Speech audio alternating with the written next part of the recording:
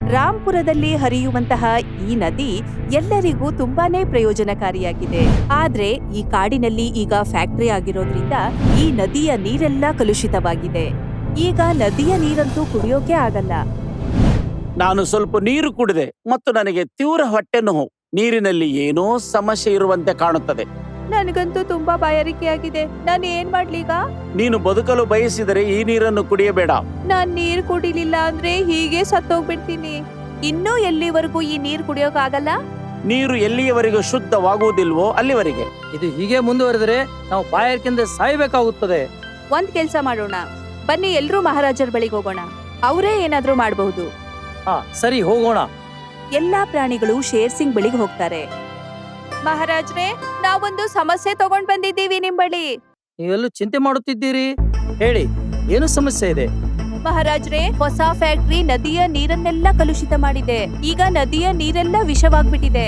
ಹೌದು ಮಹಾರಾಜ್, ತಪ್ಪಿನಿಂದಾಗಿ ನಾವು ನೀರು ಕುಡಿದರೆ ನಮಗೆ ಹೊಟ್ಟೆ ನೋವಾಗುತ್ತದೆ ಮಹಾರಾಜ್. ನನಗೆ ತುಂಬಾ ಬಾಯಾರಿಕೆ ಆಗಿದೆ.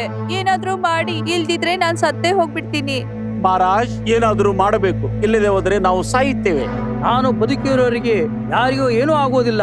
ವಿಷಯ ಗಂಭೀರವಾಗಿದೆ. ಆದ್ದರಿಂದ ನಾವು ತಕ್ಷಣ ಒಂದು ಯೋಜನೆಯನ್ನು ರೂಪಿಸಬೇಕು. ಮಹಾರಾಜ್, ಬೇಗ ಪರಿಹಾರ ಸಿಗದಿದ್ದರೆ ಎಲ್ಲರನ್ನು ಕೊಲ್ಲಲಾಗುವುದು.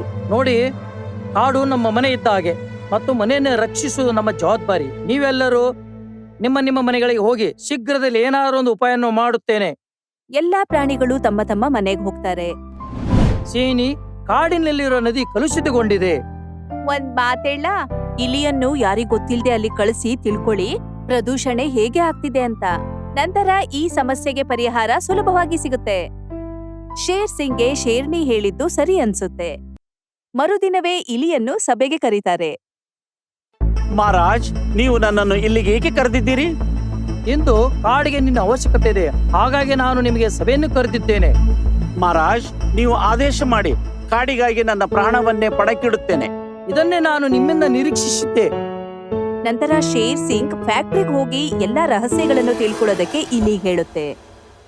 ನನಗೆ ಅರ್ಥವಾಯಿತು ಮಹಾರಾಜ್. ನೀರು ಹೇಗೆ ಕಲುಷಿತವಾಗುತ್ತದೆ ಎಂಬುದನ್ನು ನಾನು ಕಂಡು ಹಿಡಿಯಲೇಬೇಕು. ನಾನು ಶೀಘ್ರದಲ್ಲಿ ಅದನ್ನು ಕಂಡು ಹಿಡಿದು ನಿಮ್ಮ ಬಳಿಗೆ ಬರುತ್ತೇನೆ.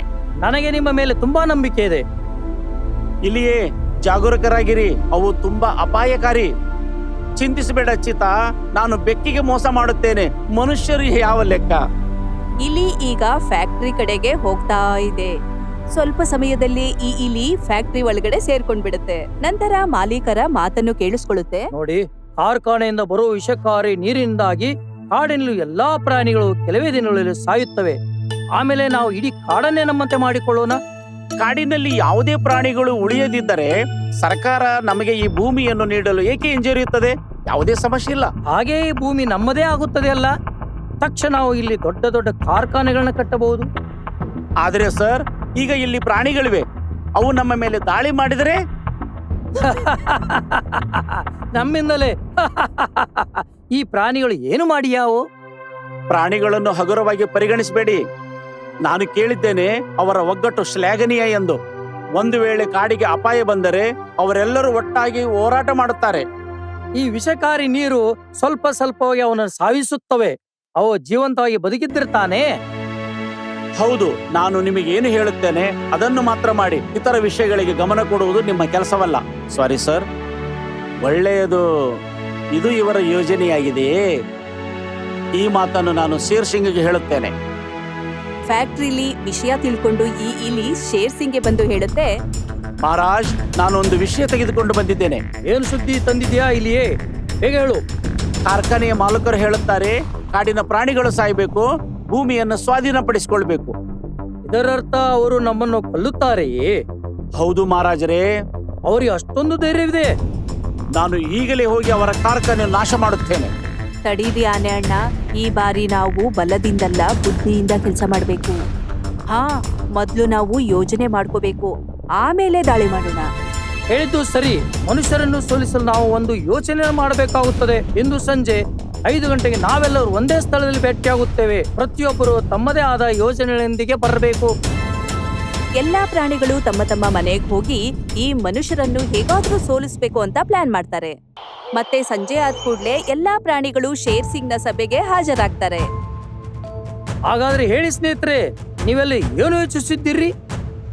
ಈ ನದಿ ನೀರನ್ನು ನಾವು ಕುಡಿಯಬಾರದು ಎಂದು ನಾನು ಭಾವಿಸಿದ್ದೇನೆ. ಕುಡಿಯುವ ನೀರಿನ ವ್ಯವಸ್ಥೆಯನ್ನು ನಾನು ಬೇರೆ ಕಡೆ ಮಾಡಿದ್ದೇನೆ. ನಾನಂತೂ ಹೇಳ್ತೀನಿ, ನಾವು ಸ್ವಲ್ಪ ದಿನದ ಮಟ್ಟಿಗೆ ಉತ್ತರದ ಕಡೆಗೆ ವಾಸಿಸೋಕೆ ಹೋಗ್ಬೇಕು. ಅಲ್ಲಿ ಊಟನೂ ಸಿಗುತ್ತೆ ಮತ್ತೆ ನೀರು ಕೂಡ. ನೀನು ಸರಿಯಾಗಿ ಯೋಚಿಸಿದ್ಯಾ? ಏನು ಯೋಚಿಸಿದ ಆಣೆ? ನಾನು ಯೋಚಿಸಿದ್ದೇನೆ, ಮನುಷ್ಯರನ್ನು ಅಂಜಿಸಿ ಬಿಡುತ್ತೇನೆ. ಅವರು ಪವಾಡಗಳಿಗೆ ಮಾತ್ರ ಸಲಾಮ ಹಾಕುತ್ತಾರೆ. ಸರಿ, ನಾವು ಒಟ್ಟಾಗಿ ಜನರನ್ನ ಹೆದರಿಸೋಣ. ಅವರು ತಮ್ಮ ಅಜ್ಜಿಯನ್ನು ನೆನಪಿಸಿಕೊಳ್ಳಬೇಕು. ಹಾಗೆ ನಾವಲ್ಲಿ ದಾಳಿ ಮಾಡಿದಾಗ ನಾನು ಅವರುಗಳ ಕಾರಿನ ಗಾಳಿ ತೆಗೆದು ಬಿಡ್ತೀನಿ. ನಾನು ಅವರ ಟೆಂಟ್ ಅನ್ನು ಕೆಡುತ್ತೇನೆ. ನಾನು ಅವರ ಟೋಪಿಗೆಯನ್ನು ಕದ್ದು ಬಿಡುತ್ತೇನೆ. ಆದರೆ ನೀವು ಟೋಪಿಯನ್ನು ಕತ್ತರಿ ಏನಾಗುತ್ತದೆ? ಎಲ್ರೂ ಆಗ ಅಲ್ಲಿಂದ ತಪ್ಪಿಸ್ಕೊಳ್ಳೋಕ್ ಪ್ರಯತ್ನ ಪಡ್ತಿರ್ತಾರೆ. ನಾವು ನಮ್ ಕೆಲ್ಸ ಮಾಡ್ಕೊಳ್ಳೋಣ. ಒಳ್ಳೇದು, ನಾವು ಆಮೇಲೆ ತೆಗೆದುಕೊಳ್ಳೋಣ. ನಾನ್ ಅವರನ್ನೆಲ್ಲ ನನ್ನ ಕೋಡಿನಿಂದ ಎತ್ತಿ ಎಸ್ದು ಬಿಡ್ತೀನಿ. ಅವರ ಟ್ಯಾಂಕರ್ಗಳಲ್ಲಿ ಮಣ್ಣು ತುಂಬಿಸಿ ಬಿಡುತ್ತೇನೆ. ಎಲ್ಲರ ಯೋಚನೆಗಳು ಚೆನ್ನಾಗಿವೆ. ಇಂದು ರಾತ್ರಿ ನಾವು ದಾಳಿ ಮಾಡೋಣ. ನಾವು ತಯಾರಿದ್ದೇವೆ ಮಹಾರಾಜ್. ರಾತ್ರಿ ಆದ್ಮೇಲೆ ಎಲ್ಲಾ ಪ್ರಾಣಿಗಳು ಫ್ಯಾಕ್ಟರಿ ಕಡೆಗೆ ಹೋಗ್ತಾ ಇರ್ತಾರೆ. ಫ್ಯಾಕ್ಟರಿ ತಲುಪಿದ ಕೂಡ್ಲೆ ಎಲ್ಲಾ ಪ್ರಾಣಿಗಳು ಸೇರ್ಕೊಂಡು ದಾಳಿ ಮಾಡ್ಬಿಡ್ತಾರೆ. ಓ, ಓ, ಕಾಪಾಡಿ, ಪ್ರಾಣಿಗಳ ಮೇಲೆ ದಾಳಿ ಮಾಡುತ್ತಿವೆ. ಅಲ್ಲಿ ಗಲಾಟೆ ಆದ ಕೂಡ್ಲೆ ಅಲ್ಲಿ ಇದ್ದವರೆಲ್ಲ ಬಂದ್ಬಿಡ್ತಾರೆ. ಯಾರಿಗೆ ಎಲ್ಲಿ ದಾರಿ ಸಿಗುತ್ತೋ ಅಲ್ಲಿಂದ ಓಡೋಕ್ ಶುರು ಮಾಡ್ತಾರೆ. ಕೆಲವರು ಮರದ ಹಿಂದ್ಗಡೆ ಓಡೋದ್ರೆ ಇನ್ನು ಕೆಲವರು ಗೊಚ್ಚೆ ಮೇಲೆಲ್ಲ ಬಿದ್ಬಿಡ್ತಾರೆ. ಎಲ್ಲರೂ ತಮ್ಮ ತಮ್ಮ ಜೀವನ ಉಳಿಸಿಕೊಳ್ಳಿ, ಇಲ್ಲ ಅಂದ್ರೆ ಪ್ರಾಣಿಗಳ ಮೇಲೆ ದಾಳಿ ಮಾಡುತ್ತವೆ. ಮಾಲೀಕ್, ಓಡಿ ಹೋಗಿ. ಅವರು ಯಾವುದರಲ್ಲಿ ಭೇದ ಭಾವ ಹುಡುಕೋದಿಲ್ಲ. ನಿಮ್ಮನ್ನು ತಿನ್ನಬಹುದು. ಅರೇ, ಜನರು ತುಂಬಾ ಬುದ್ಧಿವಂತರು. ಎಲ್ಲರೂ ಪ್ಲಾನಿಂಗ್ ಮಾಡಿಕೊಂಡು ಬಂದಿದ್ದಾರೆ. ನಾನು ಮೊದಲೇ ಹೇಳಿದ್ದೆ, ಈ ಕಾಡು ಅವರ ಮನೆ. ಅವರು ತಮ್ಮ ಮನೆಗೆ ಬೆದರಿಕೆ ಕಂಡಾಗ ಅವರು ಪೂರ್ಣ ಬಲದಿಂದ ಹೋರಾಡುತ್ತಾರೆ. ಕಥೆಯನ್ನು ಆಮೇಲೆ ಹೇಳು, ಇಲ್ಲಿಂದ ಮೊದಲು ಓಡು. ಇಷ್ಟು ಹೇಳಿ ಫ್ಯಾಕ್ಟರಿನ ಬಿಟ್ಟು ಜೀವ ಉಳಿಸ್ಕೊಳ್ಳೋದಕ್ಕಾಗಿ ಓಡ್ತಾರೆ ಎಲ್ರು. ಇದಾದ್ಮೇಲೆ ಕಾಡಿನಲ್ಲೆಲ್ಲ ಸಂತೋಷವೇ ಸಂತೋಷ. ಎಲ್ಲಾ ಪ್ರಾಣಿಗಳಿಗೂ ಈಗ ಸಂಭ್ರಮವೇ ಸಂಭ್ರಮ. ಈಗ ನಮ್ಮ ಮನೆ ಸಂಪೂರ್ಣವಾಗಿ ಸುರಕ್ಷಿತವಾಗಿದೆ. ನಾವೀಗಿಲ್ಲಿಗೆ ಯಾರನ್ನೂ ನುಗ್ಗೋಕ್ ಯಾರು ಬಂದರೂ ಸರಿ, ಈ ನನ್ನ 100 ಕೆಜಿಯ ಕಾಲುಗಳು ಅವನಿಗೆ ನಿಜವಾದ ಪಾಠವನ್ನು ಕಲಿಸುತ್ತವೆ. ನನ್ನ ಮುಂದೆ ಬಂದವರನ್ನು ತುಂಡು ತುಂಡು ಮಾಡಿ ತಿಂದು ಬಿಡುತ್ತೇನೆ. ಆಗ ಈ ಬುದ್ಧಿವಂತ ನರಿ ಶೇರ್ ಸಿಂಗ್ಗೆ ಹೇಳುತ್ತೆ, ಕ್ಷಮಿಸಿ ಮಹಾರಾಜ್ರೆ, ನಾವೀಗ ಅವ್ರ ಮೇಲೆ ಬಿರುಗಾಳಿ ತರ ದಾಳಿ ಮಾಡ್ತೀವಿ. ನರಿ, ನೀ ಏನು ಹೇಳ್ಬೇಕಂತಿದ್ದೀಯಾ? ನನಗೇನು ಅರ್ಥ ಆಗ್ಲಿಲ್ಲ. ಮನುಷ್ಯರ ಬುದ್ಧಿ ನನಗ್ ಚೆನ್ನಾಗ್ ಗೊತ್ತು. ಅವರು ಬಹಳ ಮೋಸಗಾರರು. ಸೇಡ್ ತೀರಿಸ್ಕೊಳ್ಳೋಕೆ ಖಂಡಿತ ಬರ್ತಾರವ್ರು. ಇದನ್ ಕೇಳಿ ಎಲ್ಲಾ ಪ್ರಾಣಿಗಳಿಗೂ ಗಾಬರಿ ಆಗುತ್ತೆ. ಆ ಮನುಷ್ಯರು ಮತ್ತೆ ಇಲ್ಲಿಗೆ ಬರ್ತಾರಾ? ನಾವು ಈಗ ಏನು ಮಾಡಬೇಕು ಮಹಾರಾಜ್? ಈಗ ತಾನೇ ಹೇಳಿದ್ಯಾ, ಅವನು ಬಂದರೆ ಅವನನ್ನು ತುಂಡು ತುಂಡು ಮಾಡುತ್ತೇನೆಂದು. ಅದೇನು ನನಗೆ ಮನುಷ್ಯರೆಂದರೆ ಭಯ. ಅದು ಯಾವುದಾದ್ರೂ ಪ್ರಾಣಿಯಾಗಿದ್ದರೆ ತುಂಡು ತುಂಡು ಮಾಡಿ ನೆಕ್ಕಿ ತಿನ್ನುತ್ತಿದ್ದೆ. ಚಿಂತಿಸಬೇಡ, ಅದು ನನಗೆ ನೋವುಂಟು ಮಾಡುವುದಿಲ್ಲ. ನಾನು ತುಂಡು ತುಂಡಾಗಿ ಮಾಡುತ್ತೇನೆ. ಓ ಅರಣ್ಯವಾಸಿಗಳೇ, ನಾನು ಬದುಕಿರುವವರೆಗೂ ಯಾರು ನಿಮ್ಮ ಒಂದು ಕೂದಲು ಸಹ ಮುಟ್ಟಲು ಸಾಧ್ಯವಿಲ್ಲ. ಶೇರ್ ಸಿಂಗ್ನ ಆದೇಶವನ್ನು ಎಲ್ಲರೂ ಪಾಲಿಸುತ್ತಾರೆ. ಮತ್ತೆಲ್ರೂ ತಮ್ಮ ತಮ್ಮ ಮನೆಗೆ ಹೋಗ್ತಾರೆ. ಆದ್ರೆ ರಾತ್ರಿಯಲ್ಲಿ ಈ ಶೇರ್ ಸಿಂಗ್ಗೆ ನಿದ್ದೆನೇ ಬರಲ್ಲ. ನರಿ ಹೇಳಿತ್ತು, ಮನುಷ್ಯರು ಮೋಸಗಾರರು. ಮೋಸಗಾರರನ್ನ ಮೋಸದಿಂದ ಕೊಲ್ಲುವುದರಲ್ಲಿ ಯಾವುದೇ ಹಾನಿ ಇಲ್ಲ. ಈಗ ನಾನು ಅವನನ್ನು ಮೋಸದಿಂದಲೇ ಕೊಲ್ಲುತ್ತೇನೆ. ಶೇರ್ ಸಿಂಗ್ ಈ ಮನುಷ್ಯರಿಗೆಲ್ಲ ಹೇಗಾದ್ರೂ ಬುದ್ಧಿ ಕಲಿಸ್ಬೇಕು ಅನ್ಕೊಂಡಿತ್ತು. ಇದೇ ರೀತಿ ಕೆಲವು ದಿನಗಳು ನಡೆಯುತ್ತವೆ. ಈ ಬಲ್ಲು ಮಂಗ ಒಂದಿನ ಶೇರ್ ಸಿಂಗ್ ಬಳಿಗೆ ಹೆದರ್ಕೊಂಡ್ ಬರುತ್ತೆ. ಮಹಾರಾಜರೇ, ನರಿ ಹೇಳಿದಂತೆ ಆಗಿದೆ. ನರಿ ಹೇಳಿದ್ದು ಸರಿ. ಬೇಟೆಗಾರರೊಂದಿಗೆ ಅನೇಕ ಮನುಷ್ಯರು ಕಾಡಿಗೆ ಬಂದಿದ್ದಾರೆ. ಅವರು ಸ್ವಂತ ಇಚ್ಛೆಯಿಂದ ಬಂದಿದ್ದಾರೆ, ಆದರೆ ನಮ್ಮ ಇಚ್ಛೆಯಿಂದ ಹೋಗುತ್ತಾರೆ. ಏನರ್ಥ? ಅಂದ್ರೆ ನಾನು ಅವರಿಗೆ ಒಂದು ವ್ಯವಸ್ಥೆಯನ್ನೇ ಮಾಡಿದ್ದೇನೆ. ಇದನ್ ಕೇಳಿ ಈ ಬಲ್ಲು ಮಂಗನಿಗೆ ಜೀವನೇ ಬಂದಂಗಾಗುತ್ತೆ. ಮತ್ತೆ ಸ್ವಲ್ಪ ಸಮಯದಲ್ಲೇ ಒಬ್ಬ ಆಫೀಸರ್ ಶಿಕಾರಿಗಳೊಂದಿಗೆ ಕಾಡಿಗೆ ಬಂದ್ಬಿಡ್ತಾರೆ. ಶೇರ್ ಸಿಂಗ್ ಎಲ್ಲಿದ್ದಾನೆ? ಅವನು ತುಂಬಾ ಚಾಣಾಕ್ಷದಿಂದ ದಾಳಿ ಮಾಡುತ್ತಿದ್ದನು. ಧೈರ್ಯವಿದ್ದರೆ ಈಗ ನನ್ನ ಮುಂದೆ ಬಾ. ಎಷ್ಟು ಯಮರಾಜನ ನನ್ನೊಂದಿಗೆ ತಂದಿದ್ದೇನೆ ಎಂದು ನೋಡು. ನೀನು ಬಂದದ್ದು ಒಳ್ಳೆಯದು. ಇಲ್ಲದಿದ್ದರೆ ನಾನು ಇಂದು ನಿನ್ನ ಕಾಡನ್ನ ಸ್ಮಶಾನವಾಗಿ ಮಾಡುತ್ತಿದ್ದೆ. ನೀನು ನನ್ನ ಮೇಲೆ ಸೇಡಿ ತೀರಿಸಿಕೊಳ್ಳಲು ಇಲ್ಲಿ ಬಂದಿದ್ದೀಯಾ ಎಂದು ನೀನು ಭಾವಿಸಿದ್ದೀಯಾ? ಆದರೆ ನಿನಗೆ ಗೊತ್ತಿಲ್ಲ, ನೀನು ಇಲ್ಲಿಗೆ ಬಂದಿಲ್ಲ. ನಿನ್ನನ್ನು ಇಲ್ಲಿಗೆ ನಾವು ಕರೆಸಿದ್ದೇವೆ. ಶೇರ್ ಸಿಂಗ್, ಏನು ಮಾತಾಡ್ತಿದ್ದೀರಿ? ನಾನು ನನ್ನ ಸ್ವಂತ ಇಚ್ಛೆಯಿಂದ ಇಲ್ಲಿಗೆ ಬಂದಿದ್ದೇನೆ. ನೀವು ನನ್ನ ಮಾತನ್ನು ಕೇಳುವುದಿಲ್ಲ ಎಂದು ನನಗೆ ತಿಳಿದಿತ್ತು. ಅದಕ್ಕಾಗಿ ನಾನು ಸಾಕ್ಷಿಯೊಂದಿಗೆ ಬಂದಿದ್ದೇನೆ. ಮ್ಯಾನೇಜರ್, ನೀನು ಸತ್ಯವನ್ನೇ ಹೇಳು. ಶೇರ್ ಸಿಂಗ್ನ ಆದೇಶವನ್ನು ಕೇಳಿದ ಕೂಡಲೇ ಈ ಮ್ಯಾನೇಜರ್ಗೆ ಕೋಪ ಬಂದ್ಬಿಡುತ್ತೆ. ಕ್ಷಮಿಸಿ ಮಾಲೀಕರೇ, ನಿಮಗೆ ಮೋಸ ಮಾಡಿ ನಾನು ಇಲ್ಲಿಗೆ ಕರೆದು ತಂದೆ. ಆದ್ರೆ ನೀವು ಏಕೆ ಹೀಗೆ ಮಾಡಿದರೆ ಮ್ಯಾನೇಜರ್? ಸಂಬಳದ ಹೊರತು ಏನು ಕೊಡುತ್ತೀರಿ ನನಗೆ? ನನಗೆ ಶೇರ್ ಸಿಂಗನು ಕಂಪನಿಯ ಮಾಲೀಕನನ್ನಾಗಿ ಮಾಡುತ್ತೇನೆಂದು ವಚನ ಕೊಟ್ಟಿದ್ದಾನೆ. ನಿನ್ನಿಂದ ಅದೆಷ್ಟು ದೊಡ್ಡ ದ್ರೋಹ! ಬೇಟೆಗಾರರೇ, ಅವರನ್ನ ಹಿಡಿದು ಹಾಕಿ. ಇವರೆಲ್ಲ ನನ್ನ ಜನ. ಇದಕ್ಕೆ ಹೇಳುತ್ತಾರೆ ಸೇರಿಗೆ ಸವಾ ಸೇರೆಂದು. ಜೀವನದ ಮೇಲೆ ಆಸೆ ಇದ್ರೆ ಇಲ್ಲೊಂದು ಹೊರಟು ಹೋಗಿ, ಇಲ್ಲದಿದ್ರೆ ನಿನ್ನನ್ನು ತುಂಡು ತುಂಡು ಮಾಡಿ ತಿನ್ನು ಬಿಡುತ್ತೇನೆ. ಅಪಾಯದಿಂದ ತಪ್ಪಿಸ್ಕೊಳ್ಳೋದಕ್ಕೆ ಈ ಮ್ಯಾನೇಜರ್ ಅಲ್ಲಿಂದ ಓಡ್ ಹೋಗ್ತಾರೆ. ಆಗ ಶೇರ್ ಸಿಂಗ್ ಮ್ಯಾನೇಜರ್ಗೆ ಹೇಳುತ್ತೆ, ಮ್ಯಾನೇಜರ್, ನೀವು ಕಾಡಿನಲ್ಲಿ ಕಾರ್ಖಾನೆ ನಡೆಸಬಹುದು, ಆದರೆ ನನ್ನ ಬಳಿ ಕೆಲವು ಷರತ್ತುಗಳಿವೆ. ಮೊದಲನೇ ಷರತ್ತು ಅಂದ್ರೆ ನೀವು ಯಾವುದೇ ಪ್ರಾಣಿಯನ್ನ ಬೇಟೆಯಾಡಬಾರದು. ನನಗೆ ಒಪ್ಪಿಗಿದೆ. ಎರಡನೇ ಷರತ್ತು, ನೀವು ಇಲ್ಲಿ ಒಂದೇ ಒಂದು ಮರವನ್ನು ಕಡಿಬಾರದು ಮತ್ತು ನದಿ ನೀರನ್ನ ಕಲುಷಿತಗೊಳಿಸಬಾರದು. ನಿನ್ನ ಪ್ರತಿಯೊಂದಕ್ಕೂ ನನ್ನ ಒಪ್ಪಿಗೆ ಇದೆ ಶೇರ್ ಸಿಂಗ್. ಶೇರ್ ಸಿಂಗ್ ಫ್ಯಾಕ್ಟರಿಯನ್ನು ಕಾಡಿನಿಂದ ತೆಗೆಯೋದಕ್ಕೆ ಆದೇಶ ಕೊಟ್ಟು ಎಲ್ಲಾ ಪ್ರಾಣಿಗಳನ್ನು ಕರ್ಕೊಂಡು ಅಲ್ಲಿಂದ ಹೊರಟೋಗುತ್ತೆ. ಮಹಾರಾಜ್, ನಿಮ್ಮ ಒಂದು ಮಾತು ನನಗೆ ತಿಳಿಯಲಿಲ್ಲ. ಆ ಮ್ಯಾನೇಜರ್ ಅನ್ನು ನಮ್ಮ ಪಕ್ಷದಲ್ಲಿ ಯಾವ ರೀತಿ ತೆಗೆದುಕೊಂಡಿದ್ದೀರಿ? ಇದನ್ನೇ ಏಕತೆ ಎಂದು ಕರೆಯುತ್ತೇವೆ. ನಾವೆಲ್ಲರೂ ಅವರನ್ನ ಕಾಡಿನಿಂದ ಓಡಿಸಿದ ದಿನ ಆ ರಾತ್ರಿ ನಾನು ರಹಸ್ಯ ಸಭೆ ಕರೆದಿದ್ದೆ. ಸ್ನೇಹಿತರೆ, ಕಾಡಿನ ಮಾಲೀಕರು ನಮ್ಮ ಮೇಲೆ ಸೇಡು ತೀರಿಸಿಕೊಳ್ಳಲು ಖಂಡಿತವಾಗಿ ಬರುತ್ತಾರೆ. ಅವರು ಬರುವ ಮೊದಲು ನಾವು ಅವರನ್ನ ಸೋಲಿಸುವ ವ್ಯವಸ್ಥೆಯನ್ನು ಮಾಡಬೇಕಾಗುತ್ತದೆ. ನೀವು ಚಿಂತೆ ಮಾಡಬೇಡಿ ಮಹಾರಾಜ್ರೆ, ಮನುಷ್ಯರಿಗೆ ದುರಾಸೆ ಜಾಸ್ತಿ. ಅವ್ರನ್ನ ಹೇಗೆ ಸಿಕ್ಕಾಕಿಸ್ಬೇಕು ಅಂತ ನಂಗೆ ಚೆನ್ನಾಗ್ ಗೊತ್ತು. ಈ ನರಿ ಈಗ ಮ್ಯಾನೇಜರ್ ಅನ್ನು ಮಾಲೀಕನಾಗಿ ಮಾಡುವಂತೆ ಭರವಸೆ ಕೊಟ್ಟು ತಮ್ಮ ಕಡೆ ಗೆಳ್ಕೊಳ್ಳುತ್ತೆ. ಅರಣ್ಯ ಉಳಿಸಲು ಎಲ್ಲ ಪ್ರಾಣಿಗಳು ತಮ್ಮ ಅಮೂಲ್ಯವಾದ ಏಕತೆಯನ್ನು ತೋರಿಸಿದ್ದೀರಿ. ನಾನು ಎಲ್ಲರಿಗೂ ನನ್ನ ಕೃತಜ್ಞತೆಗಳನ್ನ ವ್ಯಕ್ತಪಡಿಸುತ್ತೇನೆ. ಈ ರೀತಿಯಾಗಿ ಎಲ್ಲಾ ಪ್ರಾಣಿಗಳು ಒಗ್ಗಟ್ಟಿನಿಂದ ತಮ್ಮ ಕಾಡನ್ನು ರಕ್ಷಿಸಿಕೊಳ್ತಾರೆ. ಈಗ ಕಾಡಿನಲ್ಲಿ ಎಲ್ರೂ ಸಂತೋಷದಿಂದ ಜೀವನವನ್ನು ಸಾಗಿಸ್ತಿದ್ದಾರೆ. ಮೇಕೆಯ ಖಜಾನೆ. ಒಂದು ಕಾಡಿನಲ್ಲಿ ಚಮೇಲಿ ಎಂಬ ಮೇಕೆ ಇತ್ತು. ಅದು ತುಂಬಾ ಬುದ್ಧಿವಂತೆ ಮತ್ತು ಆದರ್ಶ ಜೀವನ ನಡೆಸುತ್ತಿತ್ತು. ಅರೆ ಚಮೇಲಿ, ಎಲ್ಲೋಗ್ತಾ ಇದೀಯಾ? ಮಹಾರಾಜರ ಬಳಿ. ಮಹಾರಾಜ್ ಹತ್ರನ? ಎಲ್ಲ ಸರಿಯಾಗಿದೆ ತಾನೇ? ಅಯ್ಯೋ, ಹಾಗೇನು ಇಲ್ಲ. ಮಹಾರಾಜರು ಕೆಲವು ಸಮಸ್ಯೆ ಇದ್ದಾಗ ಸಲಹೆ ಕೇಳೋಕೆ ನನ್ ಕರೀತಾರೆ. ಎಷ್ಟು ಒಳ್ಳೆ ವಿಷಯ. ಮಹಾರಾಜ್ ಅವರು ನಿನ್ ಮೇಲೆ ವಿಶ್ವಾಸ ಮಾಡ್ತಾರೆ. ಸರಿ, ನಾನೀಗ ಹೊರಡ್ತೀನಿ. ಇಷ್ಟು ಹೇಳಿ ಚಮೇಲಿ ಶೇರ್ ಸಿಂಗ್ ನ ಬಳಿಗೆ ಹೋಗುತ್ತೆ. ಬಾ ಚಮೇಲಿ, ನಾನ್ ನಿನ್ಗೋಸ್ಕರನೇ ಕಾಯ್ತಾ ಇದ್ದೆ. ಹೇಳಿ ಮಹಾರಾಜ್ರೆ, ನಾನ್ ನಿಮ್ಗೆ ಏನ್ ಸೇವೆ ಮಾಡ್ಬೇಕು? ಚಮೇಲಿ, ನಿನ್ಗೆ ಗೊತ್ತು, ಕೆಲವು ವರ್ಷಗಳಿಂದ ನಮ್ ಕಾಡಲ್ಲಿ ಮಳೆನೇ ಆಗ್ತಾ ಇಲ್ಲ ಅಂತ. ಸರಿ ಮಹಾರಾಜ್ರೆ. ಒಂದ್ ವೇಳೆ ಈ ವರ್ಷನೂ ಮಳೆ ಕಡಿಮೆ ಆದ್ರೆ ನಮ್ ಕಾಡಲ್ಲಿ ಎಲ್ರೂ ಹಸಿವಿನಿಂದ ಸಾಯ್ಬೇಕಾಗುತ್ತೆ. ನೀವು ಚಿಂತೆ ಮಾಡ್ಬೇಡಿ, ನನ್ನ ಬಳಿ ಇದಕ್ಕೆ ಉಪಾಯ ಇದೆ. ಹಾಗಾದ್ರೆ ಬೇಗ ಹೇಳು ಚಮೇಲಿ, ಇದರ ಉಪಾಯ ಏನು? ನೀವು ಎಲ್ಲಾ ಪ್ರಾಣಿಗಳಿಗೆ ಆದೇಶ ನೀಡಿ ಸ್ವಲ್ಪ ಕಮ್ಮಿ ಊಟ ಮಾಡ್ಲಿ, ಹೆಚ್ಚೆಚ್ಚು ಉಳಿತಾಯ ಮಾಡ್ಲಿ. ಒಂದ್ ವೇಳೆ ಭೂಮಿ ಎಲ್ಲ ಒಣಗ್ಬಿಟ್ರೆ ಈ ಕಾಡಿನಲ್ಲಿ ಎಲ್ಲರಿಗೂ ತುಂಬಾ ತೊಂದರೆ ಆಗತ್ತೆ. ಶಬ್ಬಾಸ್ ಚಮೇಲಿ, ಎಂದಿನಂತೆ ನಿನ್ ಉಪಾಯ ಇವಾಗ್ಲೂ ಚೆನ್ನಾಗಿದೆ.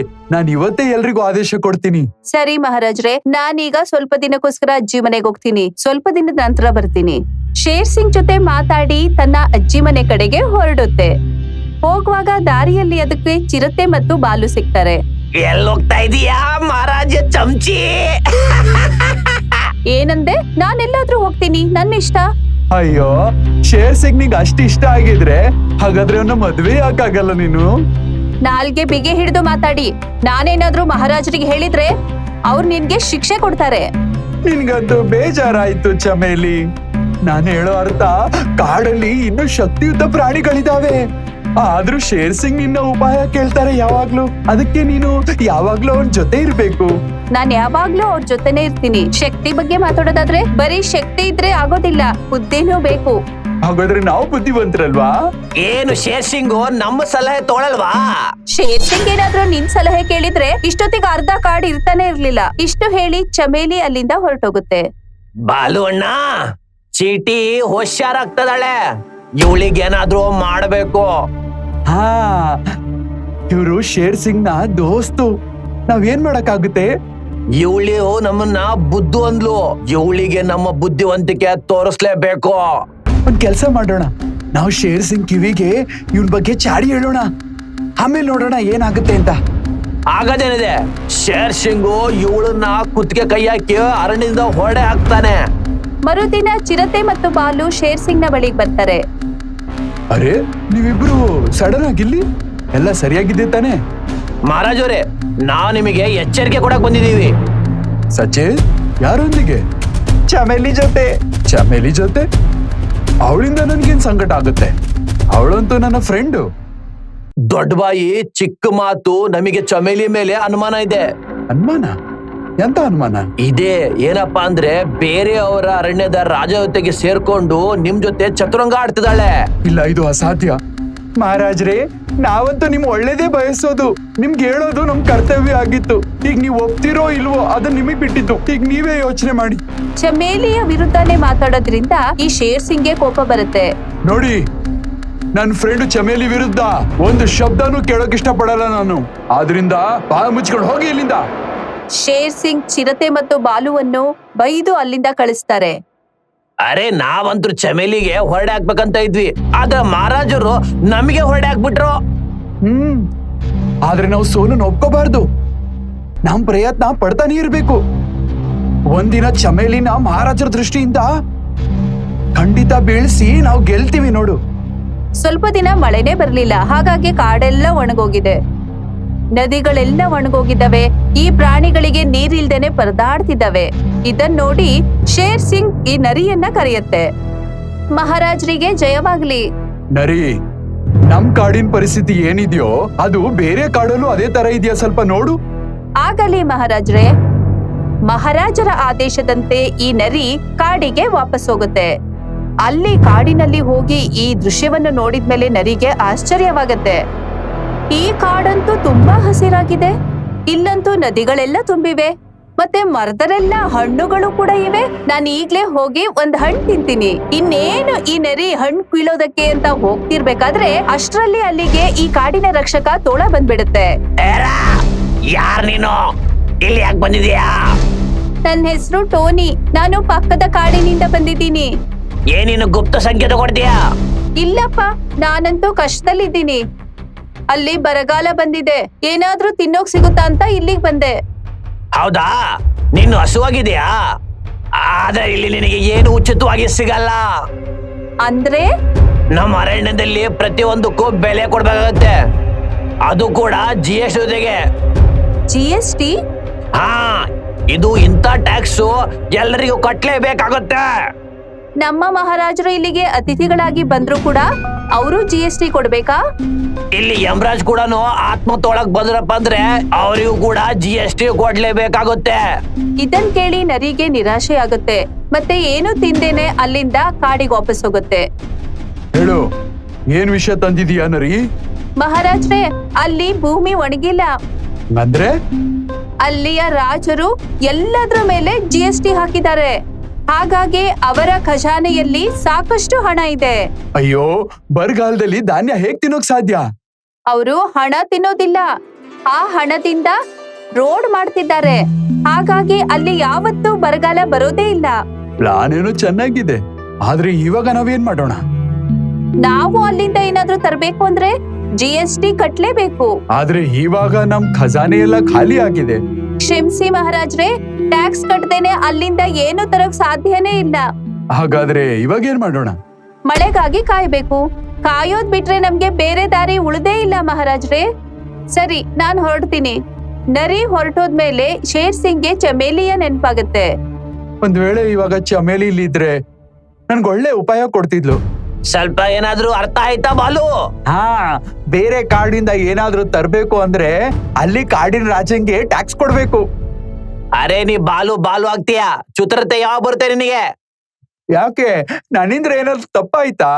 ಹಾ, ಶೇರ್ ಸಿಂಗ್ ಹೇಳಿದ್ರು ಇಲ್ಲಿ ಚಮೇಲಿ ಇರ್ಬೇಕಾಗಿತ್ತು. ಹಾ, ಮತ್ತೇನು? ಏನ್ ಮತ್ತೆ? ಮಹಾರಾಜ್ ಅವ್ರು ಈಗ ಕಷ್ಟವಾಗಿದ್ದಾರೆ. ಇದ್ರದ್ದು ಅವಕಾಶನ ತಗೊಂಡು ನಾವು ಚಮೇಲಿನ ಮಹಾರಾಜ ಕಣ್ಣಲ್ಲಿ ಇಳಿಸ್ಬೇಡ.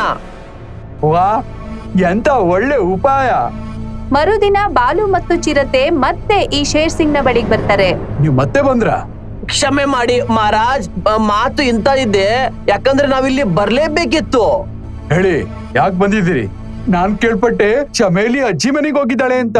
ಹಾ, ಅದಕ್ಕಿದ್ರೆ ಹೇಳ್ಬೇಕಪ್ಪ ಅಂದ್ರೆ ಅಜ್ಜಿ ಮನೆಗಲ್ಲ, ಇಲ್ಲೇ ಅರಣ್ಯಕ್ಕೆ ಹೋಗಿದ್ದಾಳೆ. ಪಕ್ಕದ ಕಾಡ್ಗೆ ಹೋಗಿದ್ದಾಳೆ? ಹಾ, ನಿಮ್ಮನ್ನ ಪಾರ್ಟಿಯಿಂದ ಬೇರೆ ಮಾಡೋಕೆ ಬೇರೆ ಕಾಡಿನ ರಾಜನ ಜೊತೆ ಸೇರಿ ಒಳಸಂಚ್ ನಡೆಸ್ತಿದ್ದಾಳೆ, ಗೊತ್ತಾ? ಇದ್ರದ್ದೇನಾದ್ರೂ ನಿಮ್ಮ ಹತ್ರ ಪ್ರೂಫ್ ಇದೆಯಾ? ಚಮೇಲಿ ಬಂದ್ ಕೂಡ್ಲೇನೆ ನಿಮಗೆಲ್ಲಾ ಪುರಾವೆ ಸಿಗುತ್ತೆ. ಒಂದ್ ವೇಳೆ ಏನಾದ್ರೂ ಪ್ರೂಫ್ ಸಿಗ್ಲಿಲ್ಲ ಅಂದ್ರೆ ನಿಮ್ಮಿಬ್ರನ್ನ ಕಾಡಿಂದ ಹೊರಗಾಕ್ತೀನಿ. ಸರಿ ಮಹಾರಾಜ್ರೆ. ಅಲ್ಲಿಂದ ಹೊರಟೋದ್ಮೇಲೆ ಚಿರತೆ ಮತ್ತು ಬಾಲು ಈ ಚಮೇಲಿಯನ್ನು ಸಿಕ್ಕಾಕ್ಸೋಕ್ ಪ್ಲಾನ್ ಮಾಡ್ತಾರೆ. ಆಗ ಈ ದೂರದಿಂದ ನೋಡಿದ್ರೆ ಚಮೇಲಿ ಬಾಯಲ್ಲೇನೋ ಹಿಡ್ಕೊಂಡು ಬರ್ತಾ ಇರುತ್ತೆ. ನೋಡ್ದ್ಯಾ, ಅವಳು ಕದ್ದು ಮುಚ್ಚಿ ಏನೋ ತಂದಿದ್ದಾಳೆ. ಚಮೇಲಿ ಬಾಯಲ್ ಚೀಲ ಹಿಡ್ಕೊಂಡು ಈ ಮನೆ ಹಿಂದೆ ಹೋಗುತ್ತೆ. ನನ್ನ ಅನುಮಾನ ಸರಿಯಾಗಿ ಇತ್ತು. ಇವಳು ಏನೋ ನಮ್ಮಿಂದ ಮುಚ್ಚಿಡ್ತಿದ್ದಾಳೆ. ಹಾ ಬಾ, ಈಗ ಕದ್ದು ಮುಚ್ಚಿ ನೋಡೋಣ. ಈ ಚೀಲದಲ್ಲಿ ಏನಿರ್ಬೋದು? ಇನ್ನೇನಿರುತ್ತೆ? ಖಜಾನೆ ಇರುತ್ತೆ. ಖಜಾನೆ? ಹಾ, ಪಕ್ಕದ ರಾಜ ಒಳಸಂಚ್ ನಡೆಸೋದಕ್ಕೆ ಇವಳಿಗೆ ಗಿಫ್ಟ್ ಕೊಡ್ತಾ ಇರ್ಬೇಕು ಅನ್ಸುತ್ತೆ. ಅಲ್ಲಿಂದ ಇವಳು ಖಜಾನೆ ಮತ್ತು ಊಟ ಎರಡು ತಂದಿದ್ದಾಳೆ. ಮರುದಿನವೇ ಚಿರತೆ ಮತ್ತೆ ಬಾಲು ಕಾಡಿನಲ್ಲೆಲ್ಲ ಈ ಸುದ್ದಿ ಹಬ್ಬಿಸ್ತಾರೆ. ಅರೆ, ನೀವೇನ್ ಕೇಳಿದ್ಯಾ? ಇಲ್ಲ, ಏನಾಯ್ತು? ಅರೆ, ಚಮೇಲಿ ಹತ್ರ ಖಜಾನೆ ಇದೆ. ನಾನ್ ನನ್ ಕಣ್ಣಿಂದ ನೋಡಿದ್ದೀನಿ. ಈಗ ಅವಳೇನಾದ್ರು ಇಷ್ಟಪಟ್ರಪ್ಪ ಅಂದ್ರೆ ಆ ಖಜಾನೆನ ಮಹಾರಾಜಿಗೆ ಕೊಟ್ಟು ಅರಣ್ಯನ ಉಳಿಸ್ಬಹುದು. ನನಗಂತೂ ಅದ್ರ ಮೇಲೆ ಮೊದ್ಲೇ ಅನುಮಾನ ಇತ್ತು. ಅದ್ ಹಾಗೆ ಅಂತ ಗೊತ್ತು. ನೋಡ್ತಾ ನೋಡ್ತಿದ್ದ ಹಾಗೆ ಈ ವಿಷಯ ಕಾಡಲ್ಲೆಲ್ಲ ಹಬ್ಬುತ್ತೆ. ನೀವ್ ಹೇಳ್ತಾ ಇರೋದು ನಿಜನಾ? ಚಮೇಲಿ ಹತ್ರ ನಿಜವಾಗ್ಲೂ ಖಜಾನೆ ಇದೆಯಾ? ಹಾ, ನಿಜವಾಗ್ಲೂ ಸತ್ಯ ಇದೆ. ನಾನು ಮತ್ತು ನನ್ನ ಸ್ನೇಹಿತ ಬಾಲು ನಾವು ಚಮೇಲಿನ ಖಜಾನೆ ತಗೊಂಡು ಹೋಗ್ತಾ ಇರೋದು ಅವಳು ಗುಫಾ ಹತ್ರ ನಾವು ನೋಡಿದೀವಿ. ನಿಧಾನವಾಗಿ ಈ ವಿಷಯ ಶೇರ್ ಸಿಂಗ್ ನ ಕಿವಿಗೂ ಬೀಳುತ್ತೆ. ನರಿ, ಚಮೇಲಿ ಬಗ್ಗೆ ನಾನೇನ್ ಕೇಳ್ದೆ, ಅದ್ ನಿಜನಾ? ಹಾ ಮಹಾರಾಜ್ರೆ, ಎಲ್ರೂ ಹೇಳ್ತಿದ್ದಾರೆ ಚಮೇಲಿ ಬಳಿ ಖಜಾನೆ ಇದೆ ಅಂತ. ನಮ್ ಕಾಡಲ್ಲಿ ಬರಗಾಲ ಬಂದಿದೆ. ನಮ್ ಖಜಾನೆ ಎಲ್ಲ ಖಾಲಿ ಆಗಿದೆ. ಈ ಟೈಮಲ್ಲಿ ಚಮೇಲಿಯ ಖಜಾನೆ ನಮ್ಗೆ ಕೆಲ್ಸಕ್ ಬರುತ್ತೆ. ಆದ್ರೆ ಈ ವಿಷಯ ಚಮೇಲಿ ನಿಮ್ಗೆ ಯಾಕೆ ಹೇಳಲಿಲ್ಲ ಮಹಾರಾಜ್ರೆ? ಗೊತ್ತಿಲ್ಲ. ಒಂದ್ ಮಾತ್ ಕೇಳಲಾ ಮಹಾರಾಜ್ರೆ? ಹೇಳು. ಚಮೇಲಿ ಬಳಿ ಇಷ್ಟು ಖಜಾನೆ ಎಲ್ಲಿಂದ ಬಂತು? ಅನ್ಸುತ್ತೆ ಕರಡಿ ಮತ್ತೆ ಚಿರತೆ ನಿಜವಾದ ಮಾತು ಹೇಳ್ತಿದ್ರು. ಅನ್ಸುತ್ತೆ ಈ ಖಜಾನೆ ಪಕ್ಕದ ರಾಜ ಕೊಟ್ಟಿದ್ದಾನೆ ಅಂತ. ಆದ್ರೆ ಅದು ಸಂಪತ್ತು ಹೇಗ್ ಕೊಡುತ್ತೆ? ನನ್ನ ಸಾಮ್ರಾಜ್ಯ ಒಡೆಯೋಕೆ. ಮಹಾರಾಜ್ರೆ, ಕಾಡಲ್ಲಿ ಯಾವಾಗಿಂದ ಮಳೆ ಬಂದಿಲ್ವೋ ಅವಾಗಿಂದ ಚಮೇಲಿ ನಿಮ್ಮನ್ನ ಮಾತಾಡ್ಸಕ್ಕೂ ಬಂದಿಲ್ಲ. ನನ್ಗಂತೂ ಅನಿಸ್ತಿದೆ ಈ ಕಾಡಿನ ಎಲ್ಲಾ ಪ್ರಾಣಿಗಳು ಹೇಳೋದು ನಿಜ ಅಂತ. ಏನಾದ್ರೂ ನಿಜ ಆಗಿದ್ರೆ ಚಮೇಲಿನ ಜೀವಂತ ಬಿಡಲ್ಲ. ಈಗ ಶೇರ್ ಸಿಂಗ್ ಚಮೇಲಿಯನ್ನು ತಕ್ಷಣ ಕರೆಯುತ್ತೆ. ನೀವು ನನ್ನನ್ನ ಕರೆದ್ರ ಮಹಾರಾಜ್ರೆ? ಹಾ, ನಾನ್ ಕೇಳ್ದೆ ನಿನ್ನ ಹತ್ರ ಖಜಾನೆ ಇದೆ, ಇದು ನಿಜನಾ? ಹೌದು ಮಹಾರಾಜ್ರೆ, ಇದು ನಿಜ. ಇದನ್ ಕೇಳಿ ಶೇರ್ ಸಿಂಗ್ಗೆ ಇನ್ನೂ ಜಾಸ್ತಿ ಕೋಪ ಬರುತ್ತೆ. ಈ ವಿಷಯ ನೀನು ನನ್ಗೆ ಹೇಳ್ಬೇಕು ಅಂತ ಅನಿಸಿಲ್ವಾ ನಿನ್ಗೆ? ನಾನ್ ಅನ್ಕೊಂಡೆ ಸಮಯ ಬಂದಾಗ ಈ ವಿಷಯ ಹೇಳೋಣ ಅಂತ. ಇಲ್ಲಿ ಬರಗಾಲ ಬಂದಿದೆ, ಎಲ್ರು ಹಸುವಿನಿಂದ ಒದ್ದಾಡ್ತಾ ಇದ್ದಾರೆ. ಈಗ್ಲೂ ಈ ವಿಷಯ ಹೇಳಕ್ಕೆ ನಿನ್ಗೆ ಸರಿ ಅನಿಸ್ತಾ ಇಲ್ವಾ? ಕ್ಷಮಿಸಿ ಮಹಾರಾಜ್ರೆ, ನನ್ಗನಿಸ್ತಿದೆ ಇದೇ ಸರಿಯಾದ ಸಮಯ ಅಂತ ಈ ರಹಸ್ಯವನ್ನು ಬಯಲು ಮಾಡೋಕೆ. ಸರಿ, ನಾಳೆ ಬೆಳಗ್ಗೆ ಪರ್ವತದ ಮುಂದೆ ನೀನು ಈ ವಿಷಯನ ಎಲ್ರ ಮುಂದೆ ಒಪ್ಕೋತೀಯ, ಆಗ ನೋಡ್ತೀನಿ. ಹೌದು ಮಹಾರಾಜ್ರೆ. ಮರುದಿನ ಎಲ್ಲಾ ಪ್ರಾಣಿಗಳು ಒಟ್ಟಾಗಿ ಸೇರ್ಕೊಳ್ತಾರೆ. ಎಲ್ರ ಮುಂದೆ ಹೇಳು ಚಮೇಲಿ, ಆ ಖಜಾನೆ ಏನು ಅಂತ, ಅಂದಾಗೆ ಅದನ್ನ ಎಲ್ಲಿಂದ ತಂದಿದಿ ಅಂತ. ಶೇರ್ ಸಿಂಗ್ಗೆ ಈ ಚಮೇಲಿ ಮೇಲೆ ಕೋಪ ಬಂದಿದ್ ನೋಡಿ ಇವ್ರಿಬ್ರಿಗೂ ಖುಷಿ ಆಗತ್ತೆ. ಈಗ ನೋಡು, ಮಜಾ ಬರುತ್ತೆ. ಇವತ್ತು ಚಮೇಲಿನ ಕಾಡಿಂದ ಹೊರಗೆ ಹಾಕ್ತಾರೆ ನೋಡು. ಏನ್ ಯೋಚನೆ ಮಾಡ್ತಿದ್ಯಾ ಚಮೇಲಿ? ಹೇಳು, ಈ ಖಜಾನೆ ನಿನ್ನ ಹತ್ರ ಎಲ್ಲಿಂದ ಬಂತು? ಮಹಾರಾಜ್ರೆ, ನೀವು ಖಜಾನೆ ಬಗ್ಗೆ ಕೇಳ್ತಿದ್ದೀರಲ್ಲ, ಅದು ಚಿನ್ನ ಬೆಳ್ಳಿದಲ್ಲ. ಚಿನ್ನ ಬೆಳ್ಳಿ ಇಲ್ದಿದ್ರೆ ಏನಿದು? ಅದು ನಮ್ಮ ಗೆಳೆತನದ ಖಜಾನೆ ಮತ್ತೆ ಕಾಡಿನ ಮೇಲಿರುವ ನನ್ನ ಕಾಳಜಿ. ನನ್ಗೇನು ಅರ್ಥ ಆಗ್ತಾ ಇಲ್ಲ. ಚಮೇಲಿ ಗಂಟನ್ನು ಬಿಚ್ಚುತ್ತಾ ಹೇಳ್ತಾರೆ, ಮಹಾರಾಜ್ರೆ, ಈ ಚೀಲದಲ್ಲಿ ದವಸ ಧಾನ್ಯದ ಬೀಜಗಳಿವೆ. ಇವುಗಳನ್ನ ನಟ್ರೆ ಕಾಡಲ್ಲಿ ಒಳ್ಳೆ ಫಸಲು ಬರುತ್ತೆ. ಯಾವತ್ತೂ ಯಾವುದೇ ಪ್ರಾಣಿ ಹಸಿವಿನಿಂದ ಸಾಯೋದಿಲ್ಲ. ಇದನ್ ಕೇಳಿ ಎಲ್ಲರೂ ಭಾವುಕರಾಗ್ತಾರೆ. ಈ ಧಾನ್ಯಗಳು ನಮ್ಮ ಭವಿಷ್ಯ. ನಾವೆಲ್ಲರೂ ಸೇರ್ಕೊಂಡು ಇವುಗಳನ್ನ ನಟ್ರೆ ಬರಗಾಲನೂ ಹೋಗುತ್ತೆ, ಕಾಡು ಮತ್ತೆ ಹಸಿರಾಗುತ್ತೆ. ಇದನ್ ಕೇಳಿ ಈ ಚಿರತೆ ಮತ್ತು ಬಾಲು ಬಿಟ್ಟ ಹಾಗೆ ನೋಡ್ತಾರೆ. ನೋಡಿದ್ರಾ, ಇದಕ್ಕೆ ಹೇಳೋದು ನಿಜವಾದ ದೇಶ ಪ್ರೇಮಿ ಅಂತ. ನಮಗೆ ಕ್ಷಮಿಸಿ ಚಮೇಲಿ ತಂಗ್ಯವ. ನಮ್ಮನ್ನ ಕ್ಷಮಿಸು ಚಮೇಲಿ ತಂಗಿ. ಚಮೇಲಿ, ನೀನಂತೂ ನಿರೂಪಿಸ್ಬಿಟ್ಟೆ ಖಜಾನೆ ಚಿನ್ನ ಬೆಳ್ಳಿ ಅಲ್ಲ, ಪ್ರೀತಿ ವಿಶ್ವಾಸದಿಂದ ಇರೋದು ಅಂತ. ಆಗ ಇದ್ದಕ್ಕಿದ್ದಂತೆ ಮಳೆ ಬಂದ್ಬಿಡುತ್ತೆ. ನೋಡಿದ್ರಾ, ಎಲ್ಲಿ ಐಕ್ಯತೆ ಇರುತ್ತೆ ಅಲ್ಲಿ ದೇವರು ಕೂಡ ಜೊತೆ ನೀಡ್ತಾರೆ. ಮತ್ತೆ ಚಮೇಲಿ ತಂದಿದ್ದಂತಹ ದವಸ ಧಾನ್ಯಗಳನ್ನು ಎಲ್ರೂ ಸೇರಿ ನಡ್ತಾರೆ. ಇದೆಲ್ಲ ಆದ್ಮೇಲೆ ಈ ಕಾಡಲ್ಲಿ ಎಲ್ಲೇ ನೋಡಿದ್ರು ಹಸಿರೇ ಹಸಿರು. ಈಗ ಕಾಡಿನಲ್ಲಿ ಎಲ್ರೂ ಒಟ್ಟಾಗಿದ್ದಾರೆ.